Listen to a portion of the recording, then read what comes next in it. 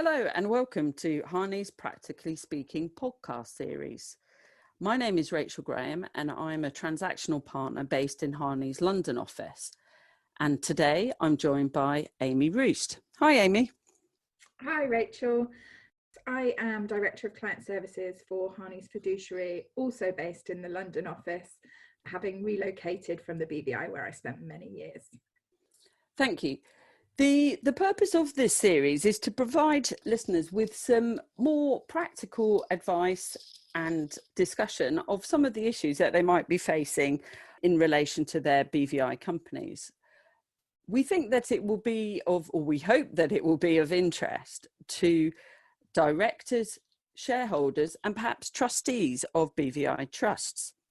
In this first podcast, what we will aim to do is have a chat about some of the challenges that are being faced by stakeholders in BVI entities in response to the Covid-19.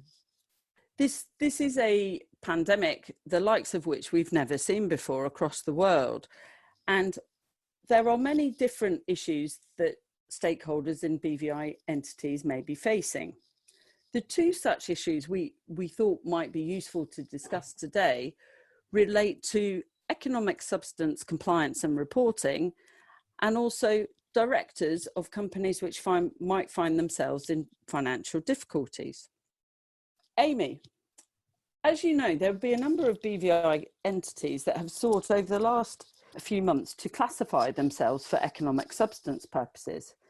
Others might be putting in place arrangements in order for them to comply with those obligations. For example, making arrangements for directors to travel to the BVI. Obviously, with the COVID-19 travel restrictions, some of these arrangements might be difficult or impossible to fulfill. Have the authorities in the BVI given any guidance as to what should be done in these circumstances? Thanks, Rachel. Yes, they have. The ITA released some guidance on the 27th of March, which basically outlined that they expect the economic substance requirements to be met, which does require meetings to be held in the BVI where they are considering core income generating activity. So they have clarified that they expect entities to use alternates where possible. Sorry to interrupt there. I was just wondering, what do you mean by alternate director? So the directors can convey their powers to an alternate who is in the British Virgin Islands to make the decisions there on their behalf for the purposes of that specific meeting. Oh, perfect. So that gets around the difficulty of not being able to travel to the BVI. Yeah, absolutely. We have a whole range of professionals based in the BVI able to attend meetings as directors on behalf of entities. Has the ITA given any indication as to whether these arrangements will continue indefinitely? Oh, they've made it clear that this is just a temporary arrangement. They are conscious of the threat of COVID-19 and have reminded entities of their obligations, but have tried to assist by pointing out ways that entities can still meet the requirements. So the use of alternates, as we've discussed, also virtual meetings, so two directors don't have to be in the same room across the boardroom table. But yes, it's very temporary. And in the event that directors couldn't make their decisions from the BVI to meet the directed and managed requirement, they would need to document why they haven't been able to meet the requirement and be prepared to submit that to evidence. As usual, the key message is to record what steps companies are taking in order to try and comply with their obligations, whether they be for economic substance or for other reasons, more of which we'll get on to later. But the key message is keep records, use alternates, don't worry about not being able to travel. The ITA is taking a practical and pragmatic approach to the situation and to people's obligations. Yes, and just a couple of other points, remembering that only meetings discussing core income generating activity have to happen in the BVI, and where the meeting does have to happen in the BVI, they only have to achieve a quorum in the BVI to meet the requirements. So that might assist too. Yes, absolutely. Thanks very much.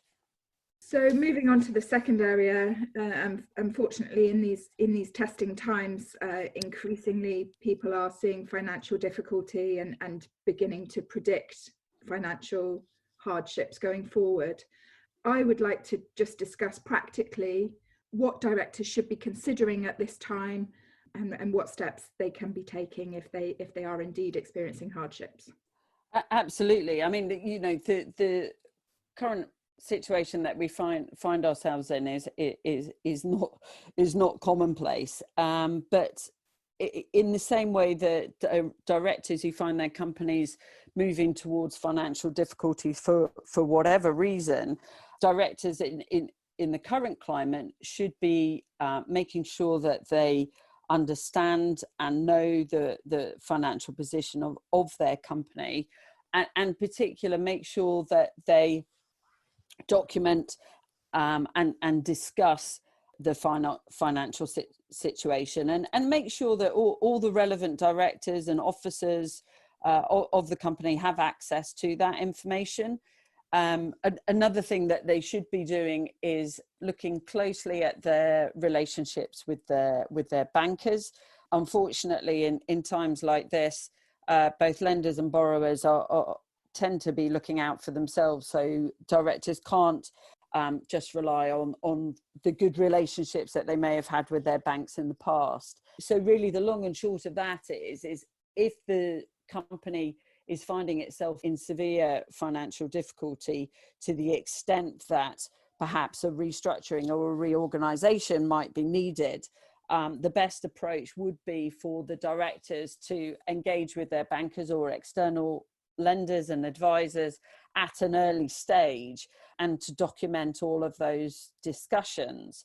One of the reasons why they want to do, or they should do this, is because there is a point in time where directors' duties shift from those of the company and its shareholders as a whole towards its creditors. And this isn't a specific point in time, but it is generally accepted that if you are moving into the realms of financial difficulties, your working capital is running out, or there are cash flow issues, that you should start thinking more about how you are behaving as directors and whether you are taking prudent and reasonable decisions in the circumstances.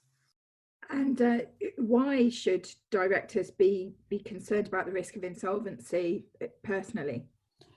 There are a number of provisions in our Insolvency Act and also in the Companies Act in the BVI, which are very similar to those in other common law jurisdictions, that can impose personal liability on directors in certain circumstances.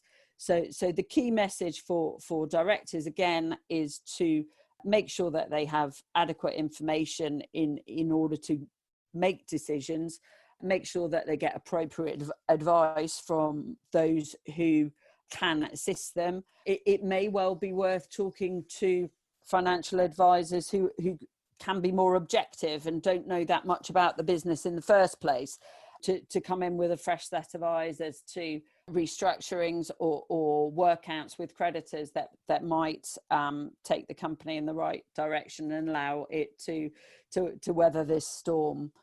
So the other set of advisors that should become engaged in this process are usually the insurers, so those who provide perhaps directors or officer insurance.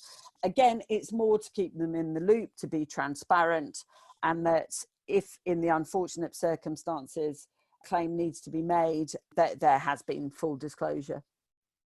And how about group structures, perhaps with financing arrangements? That's a good question, because usually in a group situation, if you are a director of a subsidiary, it wouldn't be unusual to look to your parent company to provide some sort of guarantee or financial support. Unfortunately, when you have a worldwide pandemic like this that is affecting entities all over the world, it may not be reasonable to take such a broad brush approach. So again, conversations with the right people at the right time, well documented, it is the fair and reasonable approach. Thanks very much. Thanks very much, Amy. I do hope our listeners have enjoyed the topics we have discussed today. Throughout this series, we aim to have conversations with different specialists and to cover a wide range of issues. If there are any areas which are of particular interest, please do let us know. Thanks very much for listening, and see you next time.